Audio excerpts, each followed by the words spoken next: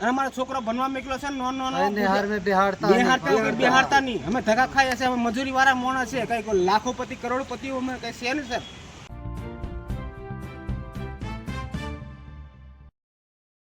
છોટાઉદેપુર જિલ્લાના કદવાલ તાલુકાની કદવાલ ગ્રામ પંચાયતમાં અરજદારોને છેલ્લા 15 દિવસથી ધક્કા ખાવાનો વારો આવ્યો છે. જય હિન્દ, હું છું સંજય શેરાના.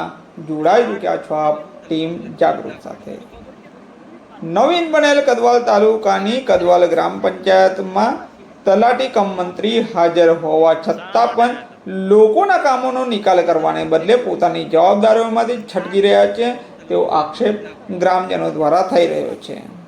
ગ્રામજનોના આક્ષેપ અનુસાર વિધવા સહાય, આવકના દાખલા, પેઢીનામા અને વિવિધ સરકારી યોજનાઓના પ્રમાણપત્રો માટે જ્યારે તેઓ પંચાયતે જાય છે ત્યારે તલાટી દ્વારા આ કામ અમારામાં આવતું નથી, મામલતદાર કચેરીએ જાઓ કે ટીડીઓ પાસે જાઓ એવા ઉડાવ જવાબ આપી અને લોકોને એક ઓફિસથી બીજી ઓફિસના ધરમ ધક્કા ખાવાનો વારો આવ્યો છે.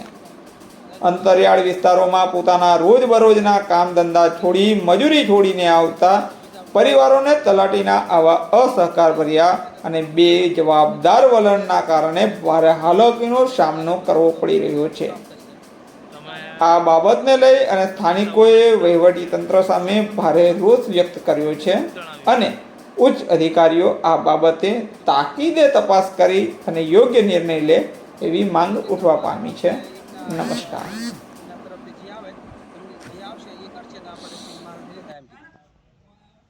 હું કદવાલ ગામનો વતની છું. બારિયા ચંપક કુમાર રાયસિંગ કદવાલ. મારું ગામ કદવાલ છે. વાણિયા ફળી મારું ફળ્યું છે. હવે કદવાલ ચોકડી છે. આધાર તાલુકો બન્યો છે અમારો.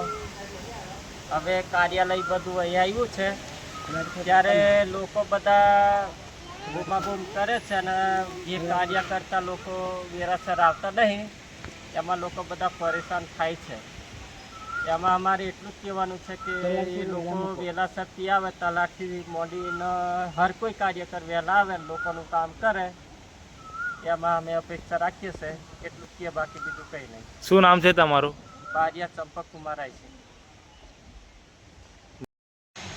હાલો સર, નમસ્કાર. અમારા અને અમે કદવાલ જૂથ ગ્રામ પંચાયતમાં આવેલા છે. ત્યારે અમારા તલાટી સાહેબ છે ને એટલે મામલેદારથી મોડી અને કલેક્ટર સાહેબ અમે જી આવ્યા છીએ પણ કોઈ નિરાકરણ આવ્યો નહીં. પરજે સાહેબ શાના માટે આવ્યા તમે? અમે ખાલી જાતિનો દાખલો કઢાવવાનો છે એના માટે આવ્યા છે. સહી સિક્કા માટે જ આવેલા છે પણ તલાટી સાહેબ છે નહીં તો ટીડીએમ જો એમ કીધું. હા, ટીડીએમ મામલતદાર પછી ટીડીએમ જા. હા, પછી ટીડીએમ થી પછી મામલતદાર આવ્યા. હા, અને તઈ જઈને બધા તેમાં સહી સિક્કા કરાયા છે અને પણ કોઈ નિરાકરણ આવતું નહીં હોવાનું.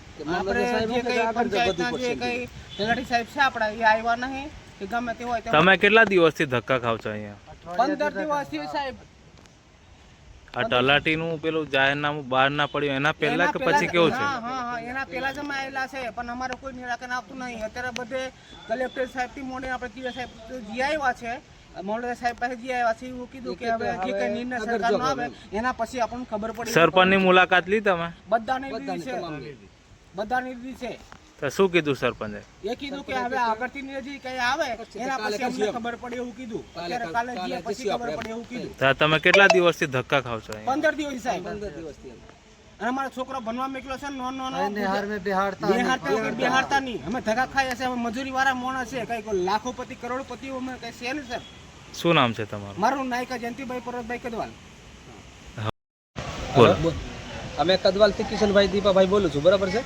તે હવે છોકરાઓને છે ને જાતિનું પ્રમાણપત્ર આપવા માટે તલાટીનો સહી સિક્કા માગે છે. બરાબર. તે જાહેરનામું બહાર પડ્યું નહીં એને પહેલાં અમે આવેલા. બરાબર. અમારું કામ થયું નથી. બરાબર. અને આજે સોમવારના દિવસે બોલાયેલા અમને. અત્યારે કંઈ થયું નથી કે બીજા આવશે. કેટલા વાગ્યા છે એટલા. બરાબર.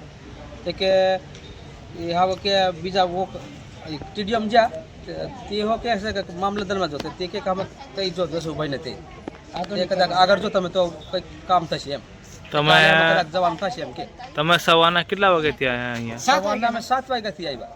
શું જણાવ્યું તલાટી સાહેબ તો હું કે અમારામાં આવતું નહીં પાવરમાં એમ કે. હા, એ કે અમારે હાવ કે એમના તરફથી જે આવે એમની જે આવશે એ કરશે ને આપણેથી મારાથી નહીં થાય એમ કીધું. તો હવે આગળનું શું છે તમારું? હવે આગળ શું અમે ટીડીઓ સાહેબ જે કરે એ ટીડીઓ અમારી સાહેબ પરથી આધાર પડે. અમારે કીધું, સહી સિક્કાની જરૂર છે. અમે મજૂરી ખાતે માણસ છે. અમારે અમે મજૂરી શું મોલા કરી છે, બરાબર છે. શકીએ? શું નામ છે એક તમારું? છોકરો રખડે છે ને તો ત્યાંથી માં કિશનભાઈ જાતિનો દાખલો દીપાભાઈ. વાગે. શું નામ છે તમારું? મારું નામ નાયકા કિશનભાઈ દીપાભાઈ નાયકા.